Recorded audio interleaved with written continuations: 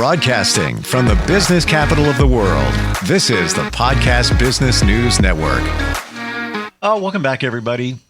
Life is good. Now, many of us will maybe dispute that at times in our life when we go through some challenges, and we all have them. But for the most part, life is good. If we see it that way and we think it that way, it shall become that way. And we've talked about that before here, manifestation and the energy flows where the attention goes. We're going to talk about opening up to help, opening up to receiving what is good to those that want to help us. And it's actually chapter 4 in her book, which is called Love Yourself, Love Your Life. And she's back with us, an amazing psychologist with so much insight. Dr. Ann Creekmore is here. How you doing today? Great, Steve. How are you? Fantastic, and loving this chapter. And I'm gonna thanks. I'm gonna skim forward to a quote, and it's by Ralph Waldo Emerson, and it says, "The true measure of a man's mental health and happiness is his ability to see good everywhere." Correct. Yes. Now, I think about that, and I agree 100% with it. Mm-hmm. How do you do it? How, and I truly mean not putting on the rose-colored glasses and pretending everything's great, everything's great. I'm just a robot and everything's great. No, truly meaning that, yeah, there is good here. There's challenges. I get it. How do you refocus your mind to believe that things are good? Well, one of the therapies, the main therapy, effective therapy, is cognitive behavioral therapy, which is cognitive meaning your thoughts. Training your thoughts to be healthy, training your thoughts and your perceptions to focus on the good, essentially, to catch the negative thought. And if it wasn't something you'd say to a friend or family, say, wait a minute, I'm not saying that to me because it's going to make me feel down. I'm going to say what I would say to uplift someone. So catching your thoughts or prayers, catching your thoughts and training them to be healthy, so that you will then feel, energized to create good, to behave in a way that will turn the situation into a good one. So it's really the main thing. So within here, you compare a person to a TV set and a TV repair person coming by to fix it. Are we talking about therapy here? Correct. Right, because when you think about it, that as a therapist, we can't see all the details of like we could see a television, and open it up and work on it and the wires and so on, the tubes. We have to kind of go with what the person is telling you, your observations of the person when they're talking to you, their history, what that means. It's all kind of invisible. Sure. And so that's what I meant. It's not as easy. So what we really need is the client to come open, to really share, what's going on with them so that we can understand what's going on and then help. It really is true when you think about it, because as a therapist, you don't know. You're not inside somebody's head. You can't, there's only so far you can go. You have to listen to what they're saying and then understand it, process it, and then provide them with some kind of insight, on how to move their life forward. Exactly. Discover inner peace. Discover inner peace. I think that's the most important thing. Absolutely. It is. Yeah. It is the most important. How do you define it? How would you define it, Steve? I think we've talked before and you've done a good job. How would you define it? A feeling of calm where you have faith in yourself, where you trust yourself, and when things get kind of crazy, you're still, I'm good. Yeah. That's not going to be easy. I know it, but I'm good with it. Right. It's just that feeling of, I guess, like you've got your own back. Nobody's going to love you better, take care of you better, trust you better than yourself, of yourself. Mm-hmm. Yeah, I agree. We've, and I like to have that kind of focus in my practice as a therapist, where we focus on mind, body, spirit, inner peace. that's kind of that sacred spot within yourself. That is a feeling of just being good, connected to good, to being, at peace. And so all of them are important, what's on your mind and, helping your mind and your physical health, all those. In order to feel happy, you got to, have a clear, positive thoughts. You've got to be feeling physically well. And then we got to go to our inner, our sacred space of inner peace and good, just feeling connected to the good. And then, then you'll continue to create good because you're at that place when you start. Once again, it's not, it's not easy. It's not easy, It's not easy. And it's not an overnight thing. It's a process of once you, I guess the best way to describe it, once you figure yourself out, what's important to you, the values in your life, I don't think you can do it alone though. Mm-hmm. I don't think you can. There needs to be help from somebody else to help you dissect these certain things, or different modalities, whether it's CBT, therapy, whatever it is. Right. Because a lot of, what we think isn't really, feelings are not facts, or our interpretation of situations are not always accurate. When we come from a place of some things that triggers from our past, we're bringing that into the present situation, and it's going to kind of play havoc with the situation, and you're not going to be able to relate to seeing the good in it. So like in therapy, you can kind of figure out your triggers or work through grief or work through, certain traumas that you've had so that they don't come into your current situation. I'm a firm believer kind of be clear in the facts, the truth of everything, every situation, because you can't deny that, and the facts, I feel the truth always sets you free no matter what it is. Right. You have, but then go ahead. Oh, I just saw something here. Daily spiritual and religious practice. And we kind of skimmed that in the past, but how do you define that? Well, I mean, of course, if you are, have a certain religion or certain spirituality, then you would be, doing those practices that would kind of be bringing you back to God, if you will, to the higher power, to the universe, whatever, however you conceive of that, and your highest self, whatever practices work for you and consistent with your beliefs, that you would do them on a regular basis, with the goal being to get to that sense of goodness and that's the peace coming from that place of peace and good. How does therapy work and how does it not work? That's also in this chapter. Yeah. So I was thinking of that joke that we were talking about the light bulb, right? With how many psychologists does it take to change a light bulb? And you get it, and where it takes only one, but it takes a long time, and the light bulb has to really want to change. Yeah. Well, key point there. It really is. If you're not open to it, and here's an example. I suggested hypnotherapy because it's one of the things that worked well for me. Absolutely. I suggested it for somebody I'm very close to, and hypnotherapist was fantastic. I just know they've got the skills, the credential, all of that.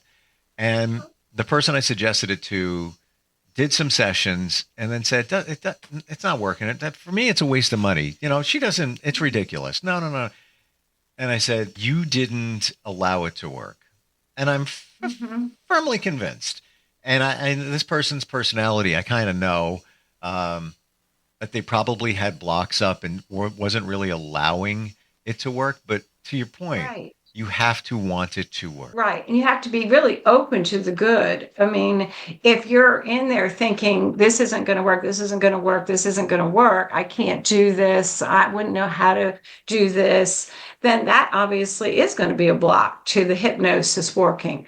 But if, you understand that basically the hypnosis is just kind of going into a meditation, kind of following your breath and getting yourself to to theta to alpha or theta, depending how deep you go at this level where you're kind of open, receptive. You're not controlling. You're not at beta, the high frequency action, brain waves. And then what you hear, you're going to absorb, because you're open to it.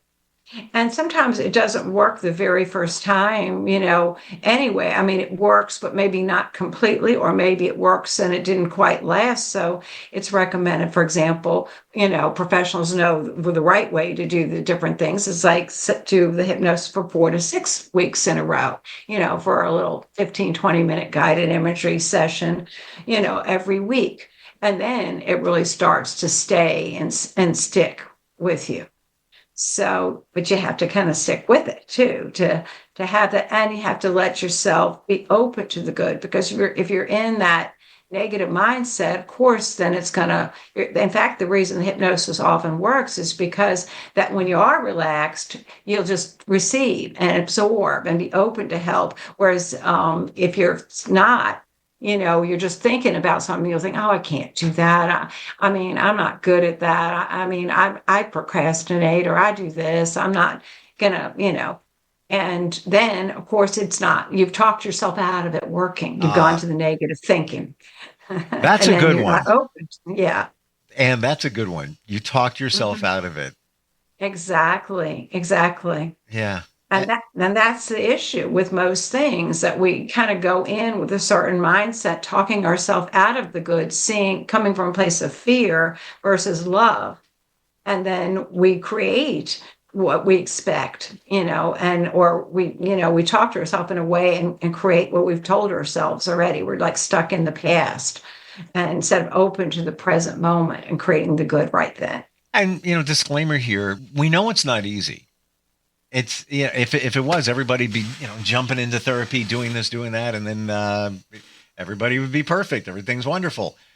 It can be, but you have to give it some time, and you have to open up. And any kind of therapy, even hypnotherapy, it gets personal in some ways, and it can sometimes be a little uncomfortable. But I use the analogy: you have to go through the birth canal, which can't be great for a baby, to get to the other side. Right. Truth be told, that hypnotherapy that I did, there were tears. There was, seeing. Which is great. Get that out, Yeah. 90 toxins and sad tears compared to 10 in happy tears. So you're cleansing emotionally, chemically, physically. It's a good thing. And they're just feelings, it's not going to hurt you and it's going to go away. So just let it out and then feel better. Yeah. And it will help you understand better what's going on in your mind and why these things from your past are still, and we've talked about that before, how much of our past really kind of dictates our current, situation and or future. Once you realize that, it's like, well, all right, well, now I got to work with that. That's what I got to work with, and then be open to it. Exactly. You just, because it's kind of like, the process of change. You got to know where you are first, and then where you'd like to go. Because if you deny where you are or what's going on, you're not going to get to the place you want to go, because you don't even know where you are to begin with.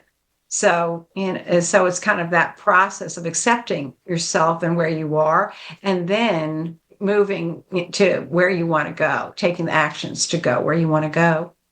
How do you, in terms of what you do, how do you decide what is going to work for somebody? Is it just realizing their story, their situation, where they might be stuck, their personality, and then you decide, all right, this modality is going to be best. We're going to go in this direction. How do you, as a therapist, make that decision? Well, I start the first session is an intake session, a clinical evaluation session. And so I do a lot of asking questions, questionnaires, getting their full history in every aspect of their life: educational, relationship, legal, psychiatric, medical, family, all their symptoms all these years, what's worked for them, if they had therapy, which type, what worked for them, and so on.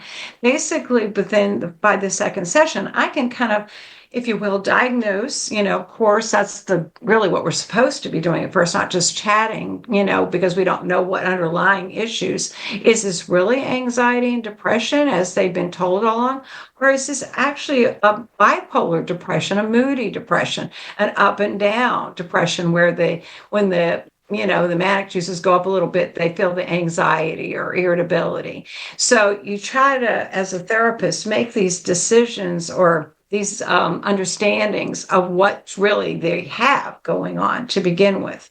Do they have some sort of addictive process going on, a substance use disorder of some kind? And that's causing all these problems they brought in, like some relationship problems and work problems. Is that in other words, get to the root functioning when you first, meet them and just have that time to just understand them. You could write a book about them, if you had to, after a time or two. So you really understand them deeply, and where are the areas they'd be stuck in is a good way to put it, so they could get the help in that area.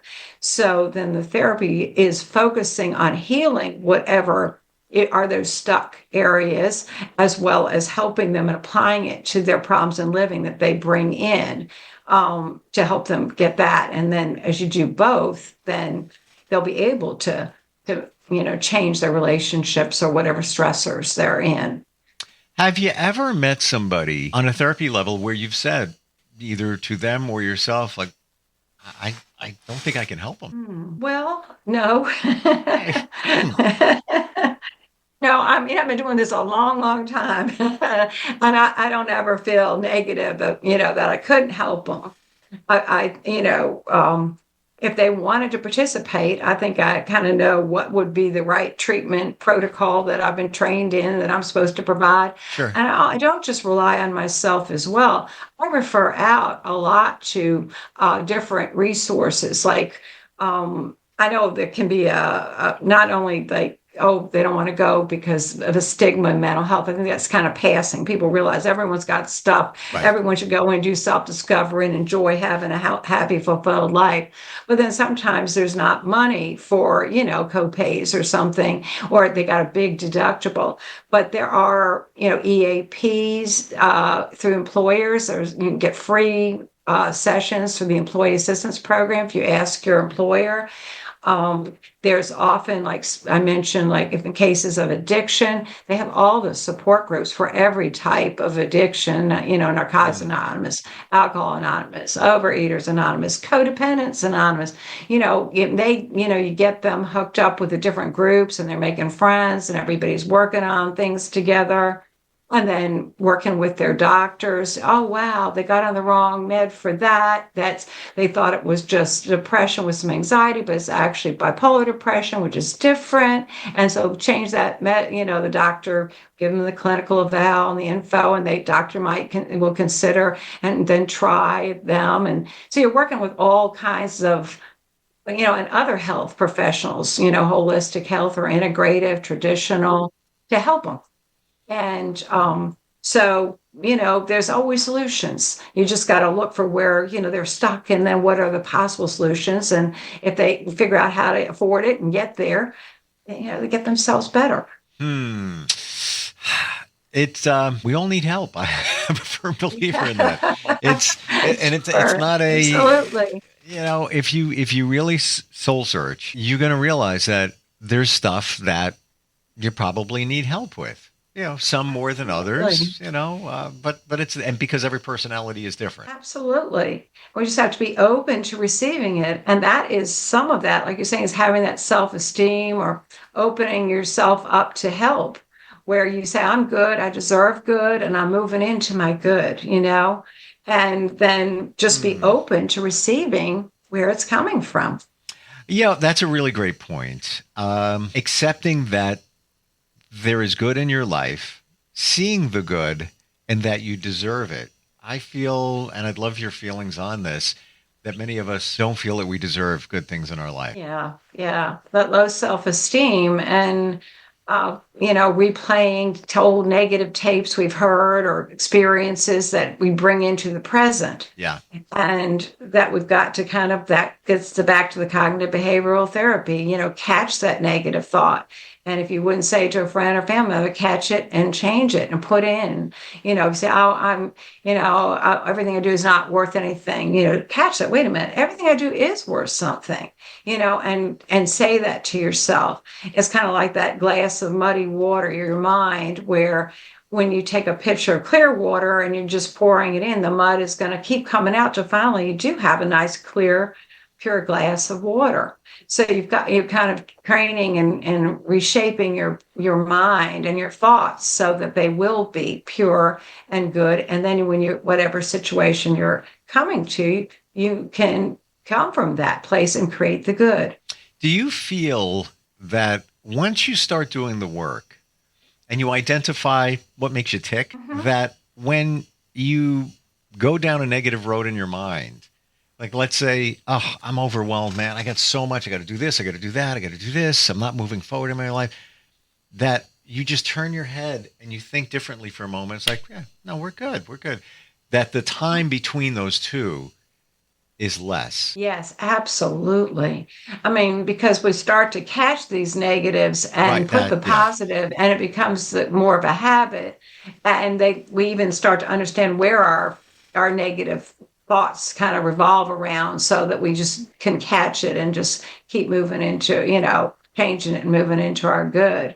And just taking that time to just breathe, and just get to a place just where your body's feeling relaxed, and, you're breathing, following your breath, breathing in good, breathing out your cares. And then everything seems different. It's kind of like a little vacation you're just giving yourself. Yeah, it's like the reset button. The reset button. Always great talking with you. And the book is available. Actually, you have a few, and they're available. Best way to reach you, your website? Correct. Yes. Psychology Today is a directory for psychologists. So if you just look me up on there, then under my picture and so on is a link for my website, and just click it and you just go into my website that way. It's the easiest, I think. We all deserve the good stuff in our lives. Start believing that. And if you have trouble believing it, bless it. Yeah. People like you are there. And thank you. Yeah, absolutely. Yeah. Appreciate it. Thank you. Thank you. And you. And we'll talk soon. We'll be right back. Hi, I'm Dr. Ann Creekmore. I want you to know that you have the power to shine your light and be a magnificent, authentic person that you are in your mind, body, and spirit, and to have a wonderful, fulfilled life. I have written several books, but the one I'm sharing about is Love Yourself, Love Your Life. I want you to have that book so you can start healing the emotional wounds of the past and release any negative subconscious beliefs that are holding you back, so you can become the whole, fulfilled, happy person you're meant to be. Please feel free to contact me. You can find me on Psychology Today, which links into my website. Thank you. Blessings and love.